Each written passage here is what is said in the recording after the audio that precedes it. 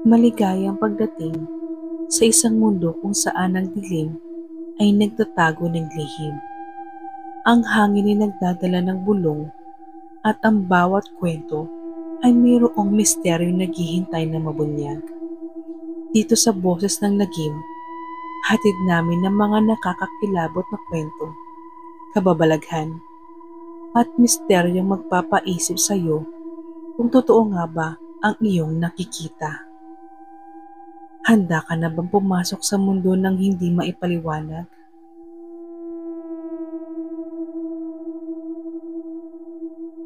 Lumipat ang pamilya de Vera sa isang lumang bahay sa baryo ng San Roque.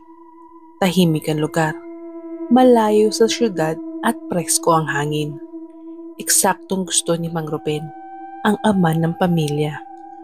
Ngunit may isang bagay na agad nilang napansin sa bakuran. Isang lumang balon. May kalawang na takip at palumuting mga palungpong sa paligid. Ayos lang yan, nak, sabi ni Mang Ruben kay Ella, ang kanilang 16 years old na anak na babae. Hindi naman na ginagamit yan at delikado kung lalaruin pa. Ngunit sa unang gabi pa lang, nagsimulang makaramdam ng hindi maipaliwanag na presensya si Ella.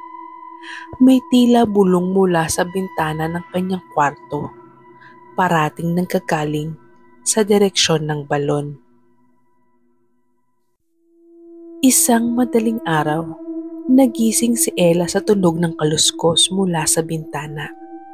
Nakita niya ang balon, bukas, walang takip. Wala naman silang inutusan na galawin iyon. Lumabas siya para silipin, dala ang flashlight. Pagkalapit niya, tila may narinig siyang mahinang iyak. Isang batang babae. Hello? May tao ba dyan? Tawag niya. Walang sumagot. Ngunit sa ilalim ng dilim, may kumikislap na parang mata. Dalawang mata. Nakatingin sa kanya mula sa kailaliman ng balon. Dali-dali siyang umatras at bumalik sa loob ng bahay. Kinabukasan, ikinuwento niya ito sa kanyang ina, pero hindi siya pinaniwalaan. Siguro nananaginip ka lang, anak. Pero si Ella ay sigurado may nakita sa balon.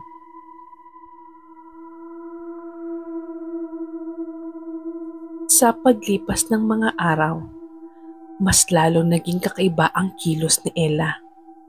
Hindi na siya halos natutulog. Laging nakatitig sa bintana at binabangungot gabi-gabi. Isang araw, kinausap ni Aling Clara ang matandang kapitbahay.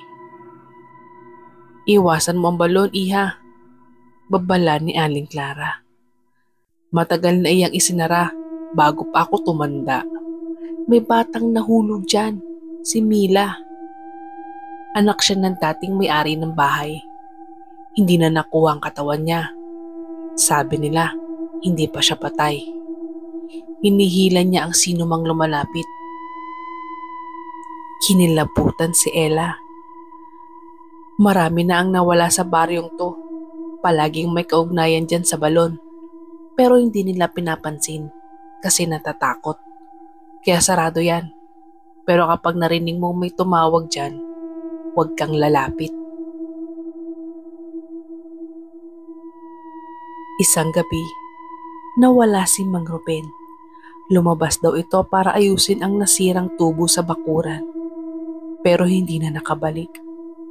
Sa paghahanap, natagpuan ng mga pulis ang kanyang cellphone malapit sa balon. Bukas na naman ang takip nito.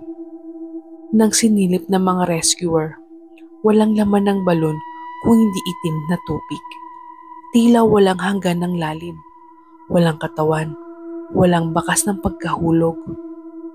Simula nun, sunod-sunod na ang kababalaghan. Nawawala ang tubig sa gripo tuwing 12:00 ng gabi. Naririnig ng buong pamilya ang tunog ng paglalakad mula sa labas. Si Ella, lalong bumigat ang mga mata. Tuwing titingin sa salamin, may anino ng batang babae sa kanyang likod.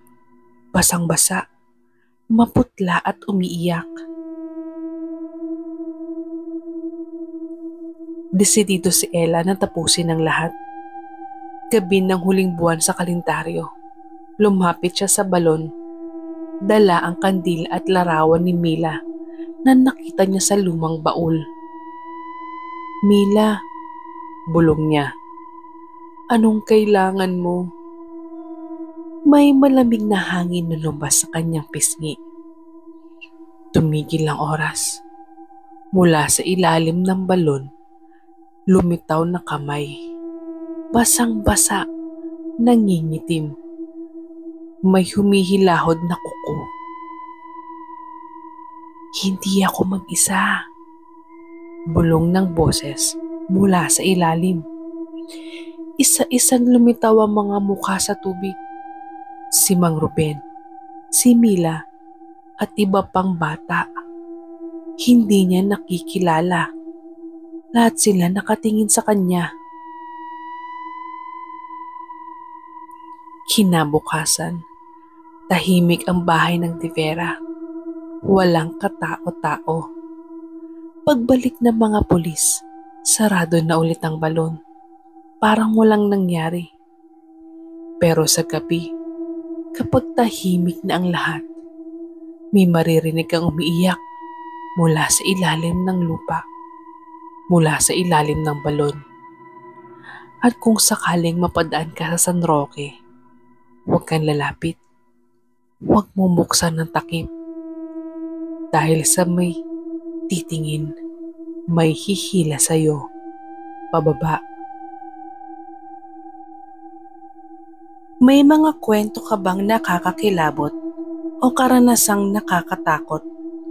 Maaari mo kaming i-message sa aming Facebook page o TikTok account. Pwede mo rin kaming i-email. Sana nagustuhan ninyo ang aming kwento. Huwag kalimutang mag-like, mag-subscribe at i-hit ang bell button para laging updated sa aming mga pinakabagong episode. Hanggang sa muli, salamat!